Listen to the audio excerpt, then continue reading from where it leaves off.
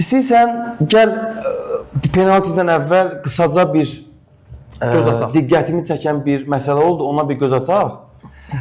Deməli, biz ötən həftə Azər Bağırovla bağlı burada bir fikir bildirmişdik.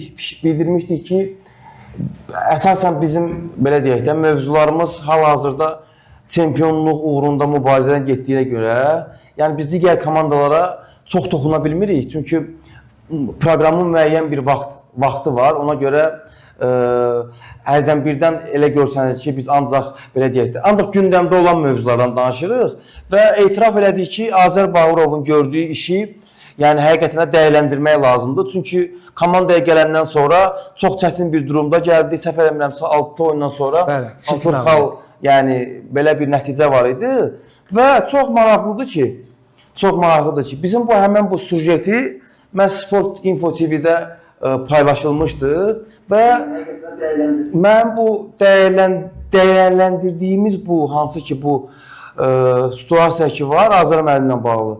Bir çox Gəncəli azarkeş, mən o şərhləri oxudum, Gəncəli azarkeş belə deyək də öz narazılığını bildirdi. Yəni nə ilə bağlı narazılığını bildirdi? Dedilər ki, bəs siz Azər Bağırovun nəyini tərifləyirsiniz? Komanda futbol oynamır, avtobusu çəkib qapının ağzına falan filan belə deyək də şərhlər oldu, iradlar oldu. Sözün açığı mən belə çox fikirləşirəm ki, yəni bu fikirləri özü az deyildi də, yəni bir neçə nəfərin fikri idi bu. Yəni şərh çox idi. Yəni sözün açığı belə anlamaqda çətinlik çəkirəm, nə mənada? Birincisi, biz heç kimin, belə deyək də, kimisə pisləyib, kimisə tərifləmirik.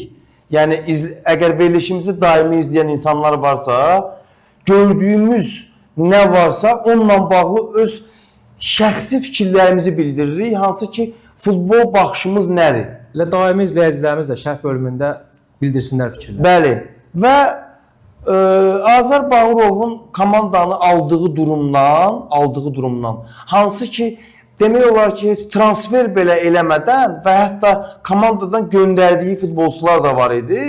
Yəni, əlində olan futbolçularla, özdə əksəriyyət Azərbaycanlı futbolçular da var, hansı ki, gənc heç kimi tanımadığı və Gəncə futbol məktəbini yetirmələri. Ən az legioner Kəpəzdədir, cəmi 7 legioner var. Yəni, və bu limitli imkanlarla komandanı sonuncu yerdən, hətta mən sizə deyim ki, yəni mən inanmıram bu dəqiqədən sonra artıq Kəpəz komandası hətta 11-ci yerə düşsün.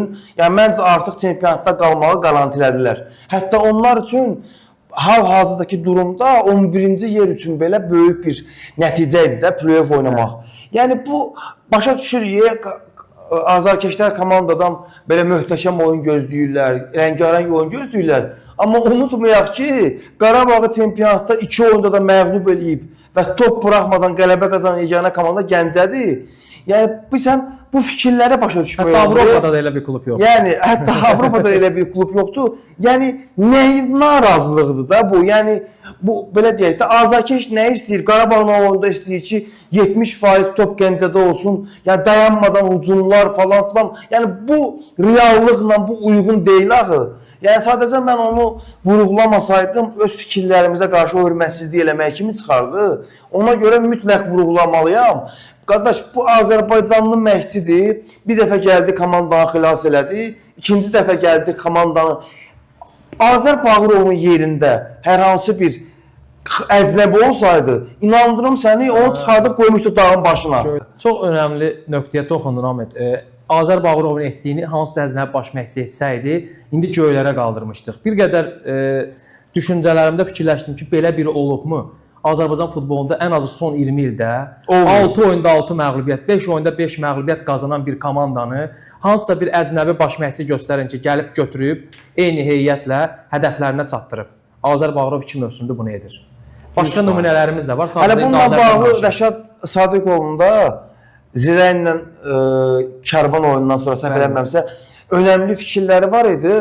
Yəni məncə inşallah vaxtımız çatsa onunla da bağlı bir haşiyə çıxarıq. Çünki Azərbaycanlı məşqçilərin mətbuat konferansını hər oyundan sonraki mətbuat konferanslarında bildirdiyi fikirlər bizim futbol belə deyək də Azərbaycan futbolunun gələcəkdə necə irəliləyəcəyinin bir belə deyək də məntiq nöqtəsidir.